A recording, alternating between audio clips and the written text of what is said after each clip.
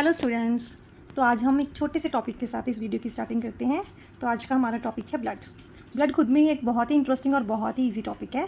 तो चलो सबसे पहले ब्लड के बारे में जानते हैं। तो ब्लड क्या होता है? It is a red coloured mobile fluid, या इसको हम कनेक्टिव टिश्यू भी कह सकते हैं, क्योंकि ये बॉडी को, हमारी बॉडी के डिफरेंट ऑर्गन्स को, और ये कह सकते हैं कि पूरी बॉडी को ये आपस में क्या कर रहा है, कनेक्ट कर रहा है। ठीक है।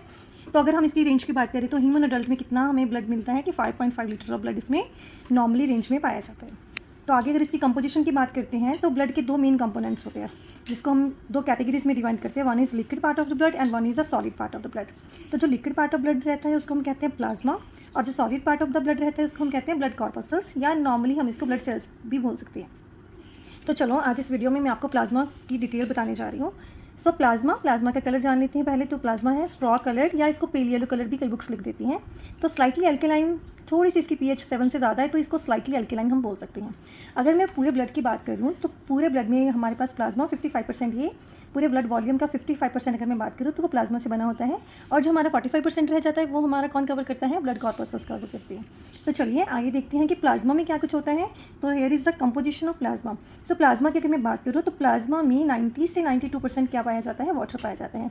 इसके अलावा 1 to 2% हमारे पास होते हैं इनऑर्गेनिक सॉल्ट्स।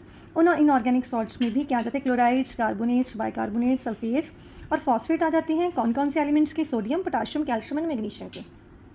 अगर मैं ऑर्गेनिक सॉल्ट्स की बात करती हूँ तो 7 to 8% इसके पाए जाते हैं। तो इसमें मेनली पार्ट होता है हमारा प्लाज्मा प्रोटीन्स का। प्रोटीन्स भी कौन कौन से मेन होते हैं? Albumin, globulin and fibrinogen. ठीक है। इसके अलावा हमारे पास होता है यूरिया, एंजाइम्स एंड वेस्ट बहुत टाइप का होता है, हार्मोन्स होते हैं एंड एंटीबॉडीज़ होते हैं।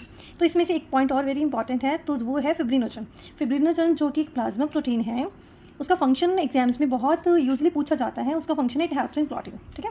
तो ये जब भी क्लॉटिंग के टाइम पे हमारे पास सबसे पहले कौन सा प्रोटीन एक्टिवेट होता है? फिब्रिनोजन, क्योंकि ये प्रोटीन्स हमेशा इनएक्टिव फॉर्म में ब्लड के अंदर रहते हैं। तो जब कोई भी ब्लड है, ब्लड अगर फिब्रिनोजन के बिना, बाकी सब कुछ कॉम्पोजिशन सेम रहती है, अगर उस ब्लड में हम फिब्रिनोजन निकाल दें तो ब्लड विदाउट फिब्रिनोजन, इसको हम कहते हैं सीरम। तो आप जल्दी से इसका स्क्रीनशॉट ले लीजिए, और आपको होपफुली ये वीडियो समझ में आ गई हो, और इसमें हमने प्लाज्मा की पूरी कंपोजिशन को कवर कर लिया है। Thank you.